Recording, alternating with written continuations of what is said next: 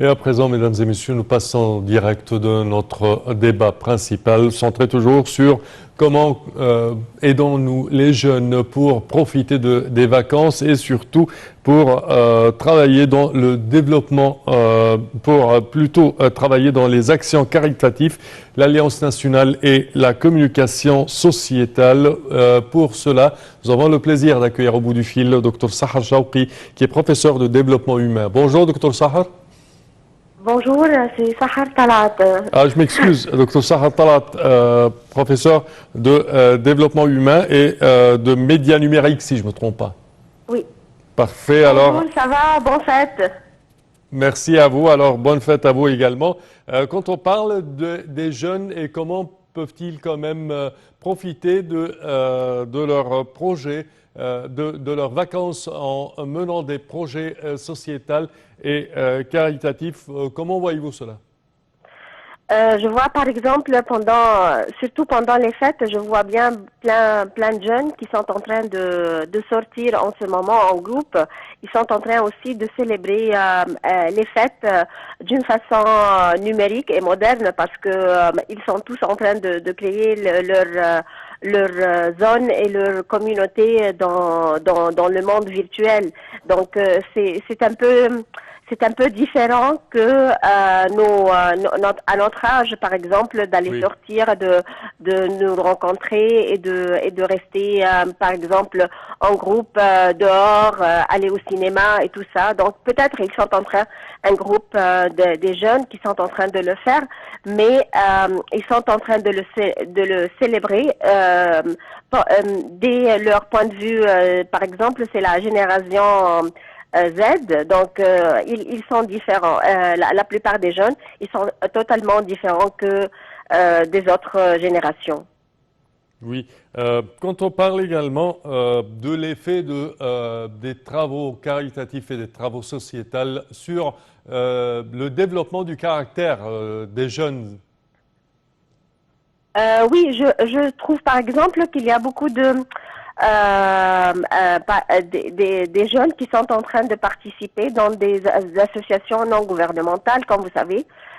Plusieurs d'eux qui sont en train, par exemple, pendant les moments difficiles, comme l'exemple, par exemple, de Gaza, je vois bien qu'il y a beaucoup de jeunes qui sont en train de faire des donations, d'aller participer comme des volontaires dans des projets pour qu'ils puissent en avoir, par exemple, cette possibilité de ramasser le plus, disons,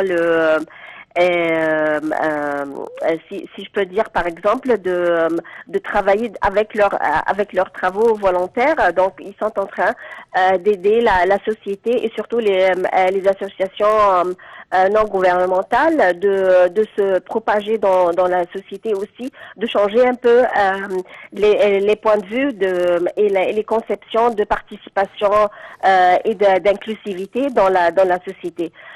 Et je vois bien que les jeunes, en ce moment, ils sont en train de faire de plus en plus des projets, soit par exemple des projets s'ils sont dans leurs écoles ou dans les universités. Il y a plein de projets socioculturels qui sont en train de se développer en ce moment. Et c'est un changement totalement différent que depuis, par exemple, une dizaine d'années ou peut-être plus. Oui. Quand on parle également de l'effet des réseaux sociaux sur les jeunes, surtout pendant les vacances, autrefois on parlait de visite familiale pendant toutes les vacances, on visitait nos familles, on s'interconnectait avec les gens. À présent, les jeunes sont tellement isolés avec leur portable. Comment voyez-vous la remède à une telle situation? Ils ne sont pas isolés, ils sont en train de communiquer, mais ils sont en train de Ailleurs. communiquer et de célébrer d'une façon différente parce que, Oui. comme j'ai dit avant, ils ont leur groupe, ils ont leur façon de célébration.